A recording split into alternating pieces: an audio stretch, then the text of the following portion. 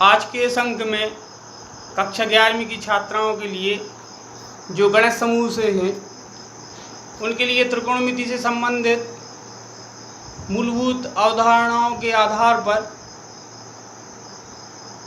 कुछ महत्वपूर्ण प्रश्नों को समावेश करके अंक बाई अंक आप तक पहुंचाए जा रहे हैं। इन प्रश्नों का अवलोकन करते जाएं। आपकी पुस्तक में बहुत सारे उदाहरण दिए हैं, उन उदाहरणों के आधार पर एक्सरसाइज के प्रश्नों को अभ्यास में लें ताकि लॉकडाउन के दौरान अपन ऐसे अध्यायों को हल करना घर पर ही सीख जाएं जो विगत कक्षाओं से हम और आपसे जुड़े हुए हैं। तो आज इसमें अपन ने त्रिकोणमिति से संबंधित एक प्रश्न लिया है एक्सरसाइज 1C2 से, जिसमें दिया है यदि cos theta minus sine theta बराबर वर्गमूल 2 साइन थीटा तो सत्यापित कीजिए cos थीटा धन साइन थीटा बराबर वर्गमूल 2 cos थीटा।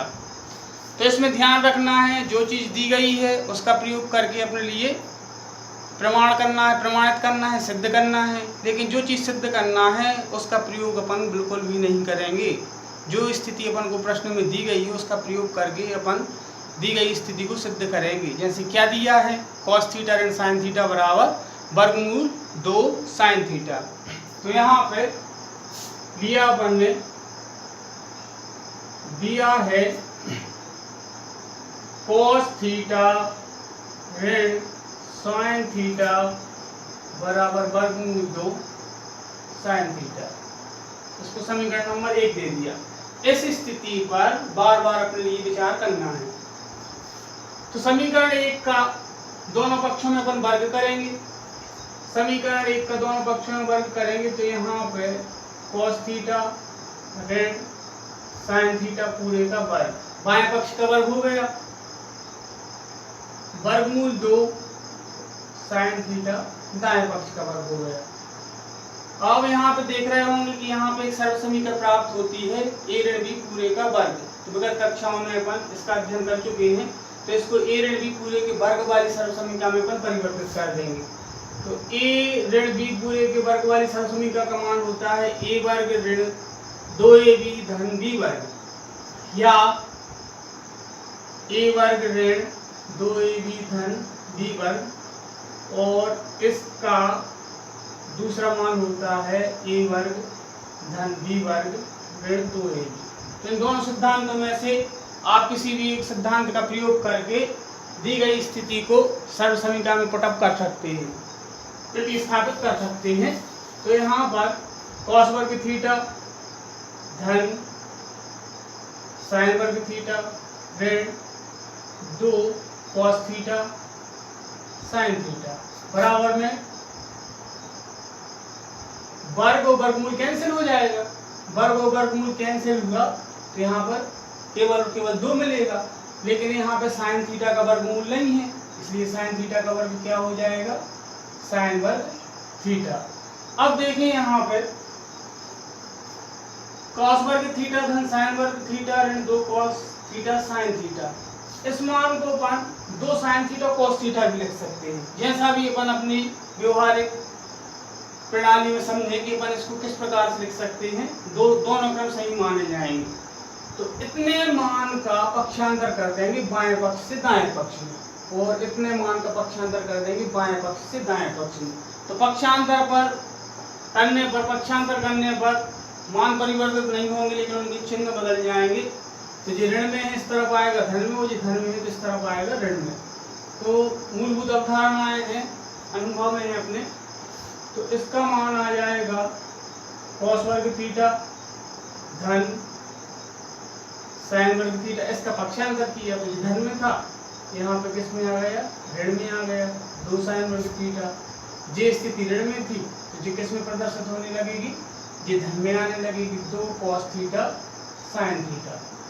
अब यहाँ पे जो दोनों पक्ष समान है, ये 1 साइन वर्ग थीटा है और ये ऋण 2 साइन वर्ग थीटा है, तो 1 ऋण 2 का मान होता है ऋण 1।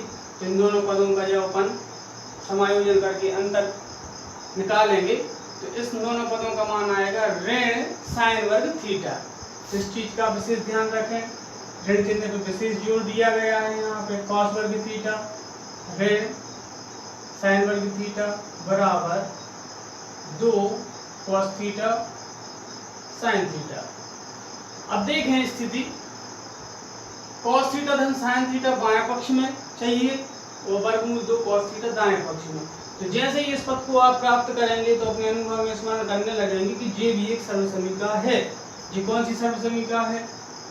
a वर्ग ऋण b वर्ग, इसका मान होता है a धन b और a ऋण b।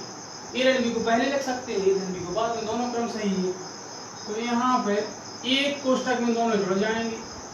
जब जुड़ेंगे तो cos थीटा धन sin थीटा, और जब घटेंगे तो cos थीटा ऋण sin थीटा। यदि इस प्रकार के प्रश्न परीक्षा में आते हैं और इस प्रकार के अवलोकन आप नहीं देते हैं परीक्षा में, और जब आप 99 और 100 पे जाते हैं तो वहाँ पे आधा या 1 अंक कटने की संभावना बन जाती है उन बच्चों के लिए जो 98 और 99 को क्रॉस कर रहे हैं।